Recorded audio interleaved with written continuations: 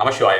நாம் அஸ்ட்ராலஜி ரிலேட்டடாக ஜோதிடம் ரீதியாக பல்வேறு விதமான ஒரு பரிகார முறைகள் செய்கிறோம். நிறைய கோயில்கள் அந்த மாதிரியான விஷயங்களுக்கெல்லாம் நம்மளுடைய கஷ்டங்கள் எல்லாம் இருக்கக்கூடாது அப்படின்ற மாதிரியான விஷயமாக பல்வேறு கோயில்களுக்கு போவது, தினசரி வழிபாடு செய்வது, நம்மளுடைய குலதெய்வ வழிபாடு, இந்த மாதிரியான விஷயங்கள்லாம் செஞ்சுட்டு இருக்கோம். ஆனால் இந்த ராசி லக்னம்னு சொல்லக்கூடிய விஷயத்திற்கெல்லாம் அப்பாற்பட்ட, அதாவது அதுக்கெல்லாம் முன்னோடியான ஒரு விஷயம் இருக்கிறது அப்படின்ற மாதிரியான விஷயங்கள், இந்த ஒரு விஷயம் நம்மளோட உடலிலும் ஓடிக்கொண்டிருக்கிறது அப்படின்ற மாதிரியான விஷயம். அது ரீதியான கோயில்களுக்கு சென்றால் நமக்கு உடனடியாக எந்த மாதிரியான ஒரு கஷ்டம் இருந்தாலும் அதற்கு உண்டான பலன் கிடைக்கும். இந்த சொல்ற அதே நேரத்தில் பார்த்தோம்னா, அது ஒரே ஒரு தடவை அந்த கோயில்களுக்கு போயிட்டு வந்தால் போதுமா அப்படின்ற மாதிரி இருந்ததுன்னா, அந்த மாதிரி நம்ம எடுத்துக்க முடியாது. நம்மளுடைய தேவை, நம்மளுடைய கஷ்டங்கள் அப்படின்ற மாதிரியான விஷயத்தை பொறுத்து அந்த கோயில்களுக்கு அடிக்கடி செய்து வருவதோ அல்லது வருஷத்துக்கு ஒரு தடவையோ போகிறது, அந்த மாதிரியான விஷயமாக நம்ம வைத்துக் கொண்டிருந்தால் வாழ்நாள் முழுவதுமே நல்ல ஒரு பலன் தரக்கூடியதாக இருக்கும். இப்பொழுது நான் கிட்டத்தட்ட ஒரு 4 விதமான கோயில்கள் சொல்ல போகிறேன். அந்த 4 விதமான கோயில்களும் பார்த்தோம்னா நமக்கு கண்டிப்பாக அனைவருமே, அதாவது அந்தந்த ராசிக்காரர்கள், அந்தந்த லக்னக்காரர்கள் போக வேண்டியது வச்சுக்கோங்களேன். ஒவ்வொருத்தருக்குமே ராசி லக்னம் வேறுபடும். நிறைய பேருக்கு அந்த மாதிரி தான் இருக்கும். ஸோ அந்த மாதிரி வேறுபடும் பொழுது நம்ம 2 கோயில்களுக்குமே, ராசியுடைய கோயில்களுக்கும் செல்வது, லக்னத்துடைய கோயில்களுக்கும் செல்வது அப்படிங்கிறது நல்ல ஒரு பலனை தரக்கூடியதாக இருக்கும்னு வச்சுக்கோங்களேன்.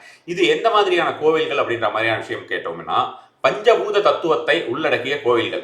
நமக்கு 5 எலிமெண்ட்ஸ் சொல்றோம்ல, இந்த 5 எலிமெண்ட்ஸ் பேஸ் பண்ணி தான் அஸ்ட்ராலஜியோட பேசிக்கே இருக்குன்னு வச்சுக்கோங்களேன். ரூட்டே இருக்கு. பேசிக் அப்படின்னு சொல்றத விட ரூட்டே அதை பேஸ் பண்ணி தான் இருக்கு அப்படின்ற மாதிரியான விஷயம் இருக்குது. அந்த 5 எலிமெண்ட்ஸ் நம்ம கரெக்டாக பிடிச்சிட்டோம் அப்படின்ற மாதிரி இருந்ததுன்னா நமக்கு எல்லா விஷயங்களுக்குமே நல்ல ஒரு பலனை தரக்கூடியதாக இருக்கும். அதனால தான் இந்த பஞ்சபக்ஷி முறையிலே கொடுக்கக்கூடிய எல்லா விஷயங்களுமே ரொம்ப ஹிட் ஆகுது. பஞ்சபக்ஷியும் பார்த்தோம்னா நமக்கு அந்த 5 எலிமெண்ட்ஸ் ரிலேட்டட் தான். அதாவது பஞ்சபூத தத்துவத்தை பொறுத்து தான் நாம் கொடுக்கக்கூடிய ஒரு சில எந்திரங்களும் பஞ்சபூத தத்துவத்தை அதை இது பண்ற, இண்டிகேட் பண்ற மாதிரியான விஷயமாக தான் இருக்கும். அதே மாதிரி பார்த்தீங்கன்னா உங்களுக்கு பஞ்சாட்சர மந்திரம் அப்படின்னு சொல்லக்கூடிய நமசிவாய மந்திரமும் சரி, இந்த ஸ்தூல பஞ்சாட்சரம், சூஷ்ம பஞ்சாட்சரம்னு சொல்லக்கூடிய அனைத்துமே நமக்கு இந்த மாதிரியான ஒரு விஷயம் தான். நமக்கு இந்த பஞ்சபூத தத்துவத்தை உள்ளடக்கியது. இந்த பஞ்சபூத தத்துவத்தை நம்ம கரெக்டாக பிடிச்சிட்டோம்னா அது 100% நமக்கு எந்த மாதிரியான ஒரு கஷ்டம் இருந்தாலும் அந்த கஷ்டம் சரியாயிடும். நாம எந்தெந்த ராசிக்காரர்கள் அந்த கோயிலில் போயிட்டு என்னென்ன மாதிரியான விஷயங்கள் செய்யலாம் அப்படின்ற மாதிரியான விஷயத்தையும் நான் சொல்கிறேன். அது கண்டிப்பான முறையில் நீங்கள் செஞ்சுட்டு வரது உங்களுக்கு நல்ல ஒரு பலனை தரக்கூடியதாக இருக்கும்னு வச்சுக்கோங்களேன். முதல்ல பார்த்தோம்னா நிலதத்துவம் அப்படின்ற மாதிரியான விஷயத்தை எடுத்துக்கொள்வோம். நிலதத்துவம் அப்படின்ற மாதிரியான ஒரு விஷயத்தை எடுத்துக்கொண்டு, அது எர்த் எலிமெண்ட் அப்படின்றது. எர்த் எலிமெண்ட் அப்படி பொறுத்த வரைக்கும் காஞ்சிபுரம் ஏகாம்பரேஸ்வரர் கோயில் நிலதத்துவத்தை கொண்ட கோயில். ஸோ அந்த நிலதத்துவ மெயின் டெம்பிள்ஸ் அப்படின்ற மாதிரியான விஷயங்கள் நிறைய கோயில்கள் நிலதத்துவம், அக்னி தத்துவம், இந்த மாதிரியான கோயில்கள் இருக்கலாம். நான் மெயின் டெம்பிள் அப்படின்ற மாதிரி, அதாவது அதிக வைப்ரேஷன் இருக்கிற டெம்பிள் அப்படின்ற மாதிரியான விஷயமாக எடுத்து சொல்கிறேன். அது மாதிரியான விஷயமா பார்க்கும்போது காஞ்சிபுரம் ஏகாம்பரேஸ்வரர் கோயில் நிலதத்துவத்தை சார்ந்தது. நிலதத்துவத்தை சார்ந்த கோயில்களுக்கு யாரெல்லாம் போக வேண்டும் அப்படின்ற மாதிரியான விஷயமா பார்த்தீங்கன்னா, உங்களுக்கு ரிஷபராசினர் அல்லது லக்னத்தினர், கன்னி ராசினர் அல்லது லக்னத்தினர், அதே போல் மகர ராசினர் அல்லது லக்னத்தினர், இவங்க அந்த எர்த் எலிமெண்ட் நிலதத்துவ கோயில்களுக்கு சென்று வந்தீர்கள் என்றால் அவர்களுக்கு வாழ்க்கையிலே மிகப்பெரிய ஒரு திருப்பம் ஏற்படும். இந்த கோயில்களுக்கு போகும்போது கண்டிப்பான முறையிலே மண் அகலிலே விளக்கேற்றி வைப்பது அப்படிங்கிறதும் நல்ல ஒரு பலனை தரக்கூடியதாக இருக்கும். மெயினாக இந்த கோயில்களுக்கு போகும்போது கண்டிப்பாக நீங்கள் அடிப்பிரதர்ஷனம் செய்ய மறந்து விடாதீர்கள். நிலதத்துவ கோயிலே அந்த எர்த் எலிமெண்ட்டை நம்ம ஃபுல்லாக உள்வாங்கிக்கிறோம் அப்படிங்கிற மாதிரியான ஒரு விஷயமாக அடிப்பிரதர்ஷனம் செய்வது அப்படின்றது உங்களால் எவ்வளவு தடவை முடியுமோ அவ்வளவு தடவை அடிப்பிரதர்ஷனம் செய்துட்டு வாங்க. ஒவ்வொரு தடவை நீங்கள் இந்த கோயில்களுக்கு போகும்போது அது நல்ல ஒரு பலனை தரக்கூடியதாக இருக்கும். அடுத்ததாக நீர் தத்துவம் அப்படின்ற மாதிரியான விஷயத்தை பார்க்கலாம். இந்த வாட்டர் எலிமெண்ட் அப்படின்றது, அந்த நீர் தத்துவத்தை சார்ந்த கோயில்களுக்கு போகும்போது நீங்கள் என்ன செய்யலாம் அப்படின்னு பார்த்தீங்கன்னா, உங்களுக்கு யாரெல்லாம் போகணும் அப்படின்னு பார்த்தீங்கன்னா, கடகராசியினர், விருச்சிக ராசியினர், மீனராசியினர், இந்த 3 பேருமே நீர் தத்துவத்தை சார்ந்த கோயில்களுக்கு செல்ல வேண்டும். அது லக்னத்தினருக்கும் அதே தான். ஸோ இப்போ நீங்கள் என்ன பண்ணலாம் அப்படின்னு பார்த்தீங்கன்னா, இந்த கோயில்களில் போகும்போது இந்த கோயிலில் அபிஷேகம் செய்வது அப்படின்ற மாதிரி, அம்பாளுக்கு அபிஷேகம், திருவானைக்கையில் அம்பாளுக்கோ அல்லது சிவனுக்கோ அபிஷேகம் செய்வது அப்படின்ற மாதிரியான ஒரு விஷயம் இந்த கோயிலுக்கு போகும்போது நீங்கள் செய்கிறதுங்கிறது நல்ல ஒரு பலனை தரக்கூடியதாக இருக்கும். முக்கியமாக முடிந்தால் நீங்கள் பன்னீர் வாங்கி கொடுத்து அந்த பன்னீரில் அபிஷேகம் பண்ணுறதுங்கிறது நல்ல ஒரு பலனை தரக்கூடியதாக இருக்கும். பால் அபிஷேகமும் நல்ல ஒரு பலனை தரக்கூடியதாக இருக்கும். இளநீர் அபிஷேகமும் நல்ல ஒரு பலனை தரக்கூடியதாக இருக்கும். இந்த கண்டிப்பான முறையில் செய்து வாருங்கள். அடுத்ததாக காற்று தத்துவத்தை சார்ந்த ஒரு கோயில்கள், அதாவது ஏர் எலிமெண்ட் அப்படின்ற மாதிரி, யாரெல்லாம் ஏர் எலிமெண்ட் அப்படின்ற மாதிரியான விஷயமா பார்த்தோம்னா, மிதுனராசினாகட்டும், துளாராசினாகட்டும், கும்பராசினாகட்டும், இவங்க எல்லாமே ஏர் எலிமெண்ட் அப்படின்ற மாதிரியான விஷயம் லக்னத்திற்கும் அதே. ஸோ அப்போ அவங்க எந்த கோயிலுக்கு போக வேண்டும் அப்படின்னு பார்த்தீங்கன்னா, காளஹஸ்தி கோயிலுக்கு போவது அப்படிங்கிறது நல்ல ஒரு பலனை தரக்கூடியதாக இருக்கும். வச்சுக்கோங்க, காளஹஸ்தி சிவன் கோயிலுக்கு போகிறது அப்படின்றது. சரி, இந்த கோயிலில் போயிட்டு இவங்க எல்லாம் என்னெல்லாம் பண்ண வேண்டும் அப்படின்ற மாதிரி பார்த்தீங்கன்னா, அதாவது நம்ம இந்த இடத்துல போயிட்டு நீங்கள் பிராணாயாமம் செய்துட்டு வரதும் நல்ல ஒரு பலனை தரக்கூடியதாக இருக்கும். நம்மளுடைய சக்ராஸ் கிளென்ஸ் ஆகும், அதே மாதிரி நம்மளுடைய நாடிகள் கிளென்ஸ் ஆகும் அப்படின்ற மாதிரியான விஷயம். எவ்வளோ நேரம் முடியுமோ அமர்ந்து ஏதாவது ஒரு சின்னதாக ஒரு கர்ச்சீஃப் போட்டுட்டு அங்கே உட்காந்துட்டு அது மேலே உட்காந்துட்டு நீங்கள் எவ்வளவு நேரம் உங்களுக்கு பிராணாயாமம் செய்ய முடியுமோ பிராணாயாமம், அல்லது நாடி சுத்தி செய்ய முடியுமோ நாடி சுத்தி செய்துட்டு வரலாம். அது நல்ல ஒரு பலனை கொடுக்கக்கூடியதாக இருக்கும்.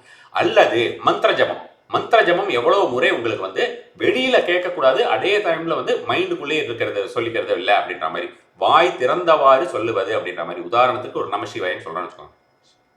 இப்போ பார்த்தீங்கன்னா வெளியிலையும் கேட்கல, அதே நேரத்தில் வாயும் திறந்திருக்கிறது. இந்த மாதிரியான முறையாக நமசிவாய மந்திரம் சொல்லுவது, அல்லது உங்களுக்கு பிடித்த இஷ்ட தெய்வ மந்திரம் சொல்லுவது. அங்கே போய் நம்ம வந்து சிவன் கோயில் உட்காந்துட்டு நம்ம வந்து இந்த மந்திரங்கள், எந்த மந்திரங்களும் சொல்லலாம், எல்லா கோயிலும் ஒன்று தான். ஸோ அப்போ அந்த மாதிரியான விஷயமாக நீங்கள் வந்து அங்கே வந்து பர்டிகுலராக அந்த காளஹஸ்தி அப்படின்ற டெம்பிள் வந்து பர்டிகுலராக உங்களுக்கு வந்து இந்த ஏர் எலிமெண்ட்டை சார்ந்தது, காற்று தத்துவத்தை சார்ந்தது அப்படிங்கிற காரணத்தினாலே நீங்கள் வந்து அந்த கோயிலுடைய ஒரு மந்திரம் அப்படின்ற மாதிரியான விஷயம், திரியம்பகம் யஜாமகே சுகந்தி புஷ்டிவர்தனம் உருவாருவே மந்திரான் மிருத்யோர் முக்ஷியம் அமிர்தா என்கிற மிருத்தேஞ்ச மந்திரமாகட்டும், அல்லது நமசிவாய மந்திரமாகட்டும், அல்லது வந்து அம்பாளுக்கு உண்டான சர்வமங்கல மாங்கல்ய சிவே சர்வார்த்த சரண்ய திரியம்பகே கௌரி நாராயண நமஸ்து, இதெல்லாம் சிம்பிள்.